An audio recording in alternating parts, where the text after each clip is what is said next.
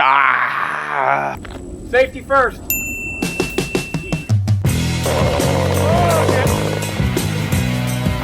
Oh no! No! Oh no! Oh no! Oh Jesus!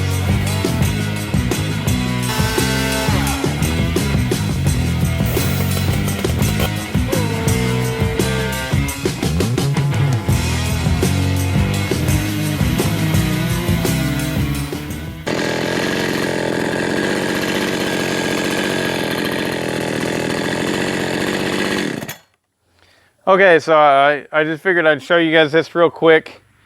So after I did the video on this the other day, basically I needed some time to think about it, because I got this saw from NEOTEC, okay, or FARMMAC, NEOTEC, FARMMAC, whatever, same thing. Somebody out there basically hooked me up. I don't want to mention who it is, simply because I don't want you all bugging him to try and get you guys a free saw. You know, this is legit advertising for NEOTEC, FARMMAC. That's why it goes to people like me. And I'm very, very thankful to have this opportunity. It's cool. I get a free saw, right? However, at the same time, I'm not going to sugarcoat anything, and as issues come up, I'm going to talk about them. And a lot of people, I think a lot of people assume that all companies want you to just sugarcoat it and say their product's great, their product's great. I would disagree with that. Sure, to an extent, they don't want me to go on here and be like, this thing's a piece of crap. No, they don't want that, but they do want to know what's going on with the saw. And so, like, first off, on the video that I did, the initial review, I got some stuff screwed up. I was, in my head, I was thinking that they offered this with Walboro carb. And so, whenever I found out it's not a Walboro carb, I mentioned that. But then I did a quick double check on the website, and I didn't see any mention of the Walboro carb. And I was like, oh, that must have just been for the steel chainsaws, the steel clone FARMMAC chainsaws. And so I just put the text in there, was like, they don't offer it. But it turns out, yeah, no, they do. I didn't look deeply enough. We all make mistakes sometimes. And the company has made a big one by advertising that this thing comes with a Walboro carb. I also heard something about somebody, Kevin was saying it, that they had claims that it also came with a Meteor piston and cylinder. I didn't see anything about that at all. I saw that they were talking about some sort of gravity-fed coated cylinders or something like that. I have no idea what's going on there. But this video is about the tuning issues that I'm having. So whenever I ran it for the first time, it really was struggling. It would not, it just would not pull higher RPMs. Felt like in the cut, it was probably only cutting at about 8,000 RPMs. And, well, that's not right. Something's wrong. And so I just pulled out my tack. When in doubt, I whip it out. I got me an RPM tack. It's a free-for-all. Anyways, so I got it set up. It's idling really nice. It's idling at about 2,800 RPMs. And the whole point of this video started with, I was just doing some heat cycles. And then I started tuning on it, and I was like, these guys got to see this. I can't get it to rev past 9,700 RPMs. That is really low, really low. The high jet is turned all the way in. all the way in, and I'm still, whenever I was just doing that, I was peaking at about 9,700 RPMs. Mostly it was actually 9,600 RPMs, but every now and then, you know, it would get on up there and almost tickle 9,800 RPMs. So, like I mentioned on my post on Facebook, I like the saw. However, I mean, it's not the real thing.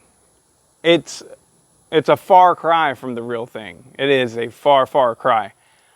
But as enthusiasts, do you need the real thing? I mean, as it is right now, this thing needs a lot of help. A lot.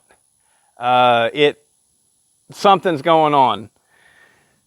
And it could be all 100% that carburetor, and I'll dive into that. But it could also be port timing numbers. You know, this thing could very possibly have a exhaust roof set at 112 or something, and it just doesn't need that. But more to come on that. I just thought I would do a quick video, for one, summarizing my mistake of the Walbro carb thing. I shouldn't have put the text in there. I was right to begin with. They advertise this as having a Walbro carb, and it does not have a Walbro carb. And then the other thing, a couple of you guys had pointed out that it seems lazy. It is. It is. So I didn't want to say anything about that on that first video, because it's like, well, maybe this thing needs heat cycles. That was literally the first time I fired it up, and I stuck it in a frickin' 40-inch piece of wood or something, you know? I mean, yeah. So, but there you have it. First issue here is that carburetor is the wrong carburetor, legit, and it's also not allowing it to pull RPMs like it needs to. Whether it's that or a combination of other things, port timing, the ignition timing, you know, I don't know. I just found the issue. I can't get this dang thing to rev past 9,700 RPM, and I should be able to easily crank it into 14,000 RPMs, right? I mean, you don't want to run it there, but I should be able to crank on that high jet screw and get those RPMs to shoot up to the sky. Yeah, I'd blow up the saw, but I can't even do it. I can't even do it. This is ridiculous. So let's see what it'll do in the cut.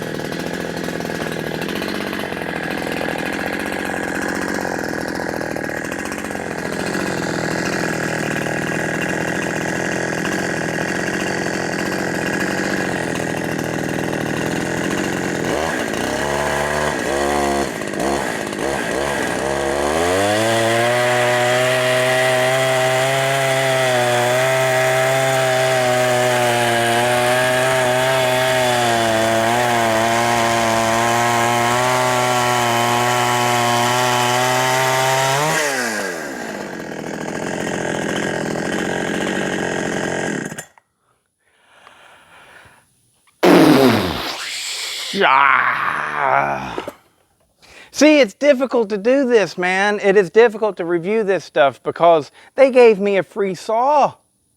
And I'm thankful for that free saw. I am thankful for that free saw, and I think it's cool. I really do. But I have an obligation to viewers before anything else. And I think the company would want to know what's going on. So what I just ran into, you know, the starting problem was just me, you know, I'm one-handing it. This is not the safest thing to do.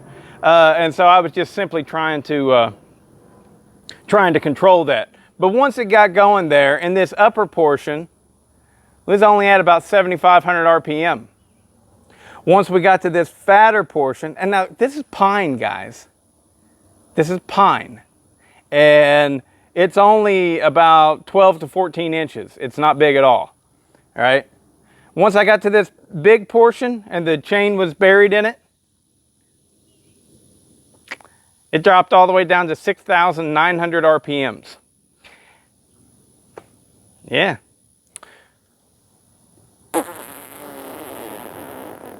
Let's run it again and see if we fatten it up, if it'll do better.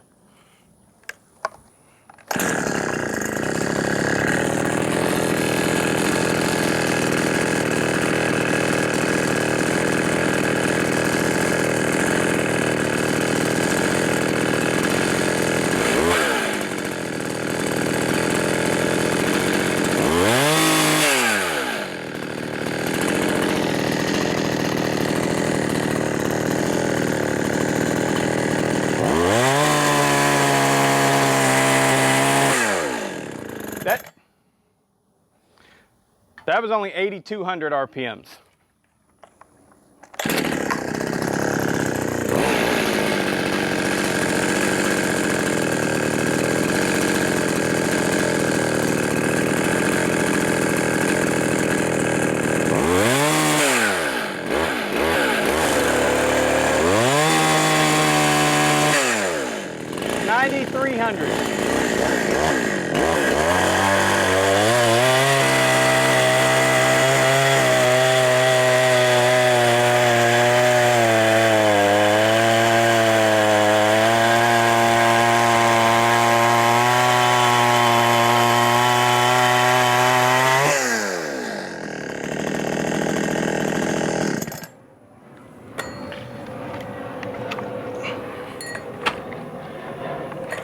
Yeah. So right there, it was even worse. So basically what we were there was 1/4 of a turn from fully seated on the high jet. Okay? And it dropped as low as 6,300 RPM. That is completely unacceptable. Absolutely, completely unacceptable. Let me do something real quick here. So we already have our best time with this thing. It was with the high jet completely seated. Let me grab something else.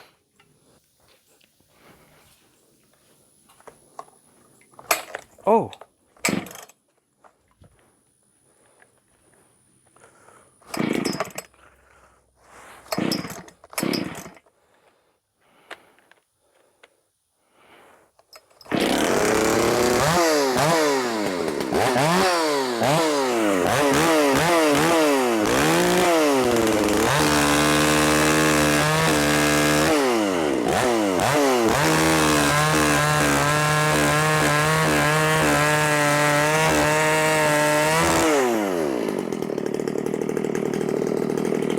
I was hitting that.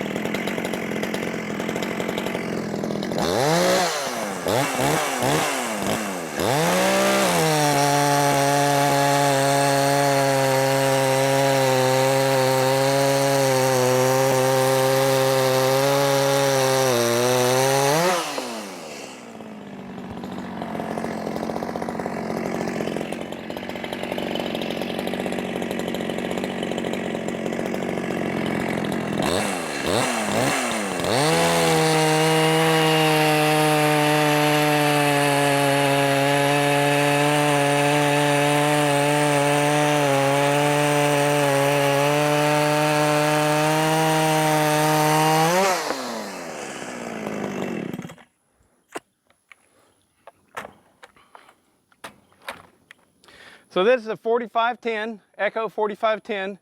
It's nothing more than just a decent little farm saw, homeowner saw. That's really all it is, all right? And that thing, the lowest I saw, even in the fat of the cut right here, the lowest it had was 8,700 RPMs. But most of the times, it was right there at 9,000 RPMs. So the idea that big 71cc Pro saw is dipping down into 7,000, once it was 7,600, you know? But for the bulk of the cut, it didn't get above 6,900 really. So that's absurd. And I hate to be the one to point it out because I'm so thankful for that saw. And I want to get another one. I want to get a 660 and test it. I really do. But yeah, somebody needs to shine a light on that. Hitting that.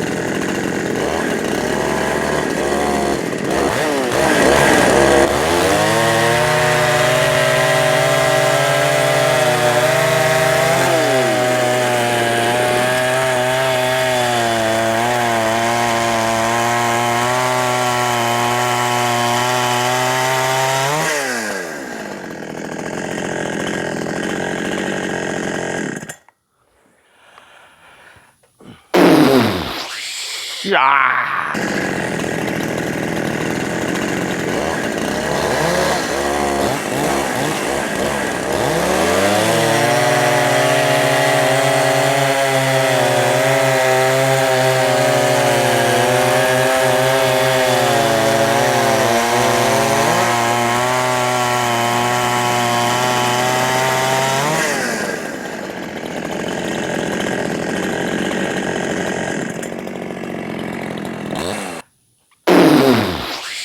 Yeah.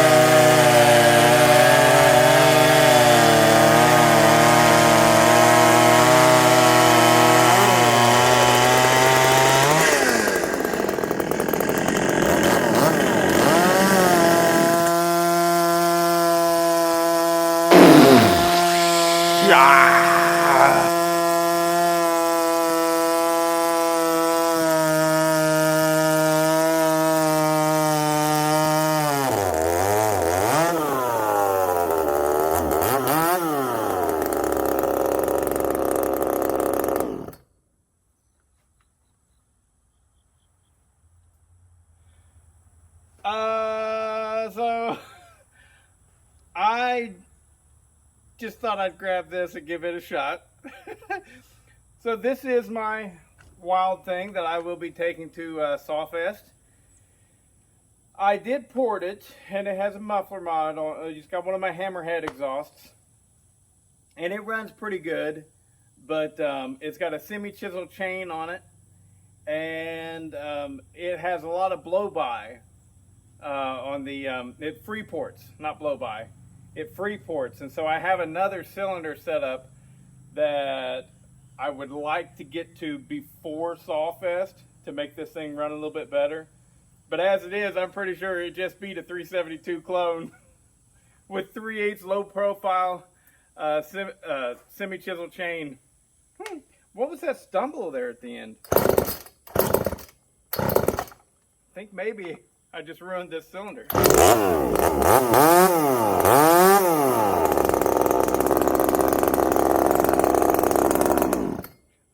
Whatever, I don't care. So we may have just seen a wild thing beat a 372 clone. But you know, I don't want a dog that saw. I really don't. I just gotta say, I mean, yeah. Whenever I was tuning it today, it's like, holy crap! Somebody's got to talk about this. This is a real issue going on here. But yeah. All right. That's it.